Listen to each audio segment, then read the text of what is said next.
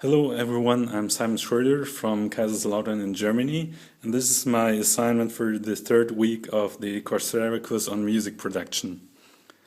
In this video I'm going to talk about the channel strip within Auria, which is a digital audio workstation for the iPad.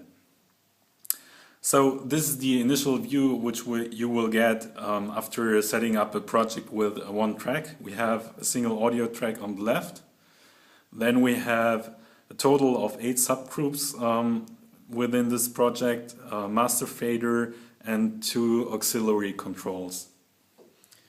You can't change the number of subgroups or auxiliary groups, so it's just 8 subgroups, 2 auxiliaries. What we can see here for the channel strip is the fader for the channel, 2 aux sends and the pan control. And we also can assign the different subgroups or just the master directly. In addition to that, the first thing that you can do here for your channel strip is the input gain control. For this you tap and hold the record button and then tap set record level. This will give you a separate window with a knob for the input gain. And you can adjust it any way you want to. But usually you would do this on your audio interface. Maybe a quick tip here, if you double tap the knob or any other fader or knob, then it will just return to 0 dB. So I'll just close it here. Most of the controls for your channel strip are under this button labeled FX. And here we have 3 different sections: the expander, the equalizer and the compressor. And we can have up to 4 inserts over here, and we can also switch to have the view for the auxiliary sends and the pan control. So on the left, as I said, is the expander, which we will learn about in this next week, and also the compressor here on the right.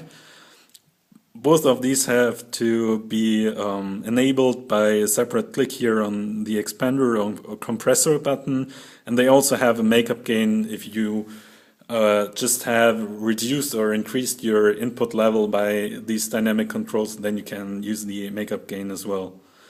And in the middle we have a 4 times parametric EQ. On the top here we first have a high pass filter and a low pass filter, which can be engaged separately. For the equalizer, all the different controls have to be engaged separately. In the middle we have the mid frequencies with a knob for the frequency, the low end and the high end mid frequencies, and the gain control. And we also have a 3 times switch for the Q.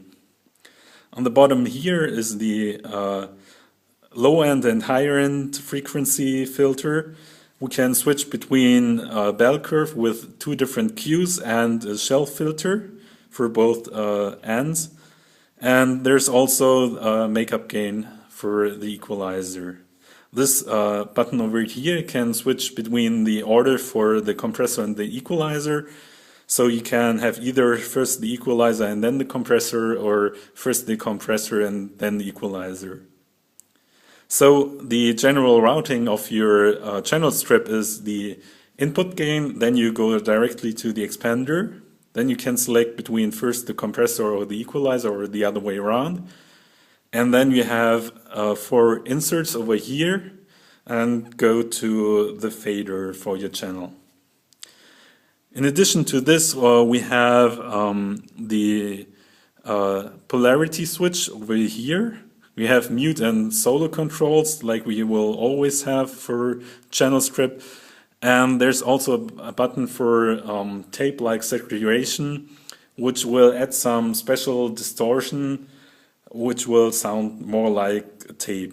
Also, we can freeze the track over here. And one last thing to remark for a digital audio workstation is that we also have read and write control for the automation. So that's it. I hope you enjoyed watching my video. Until next time.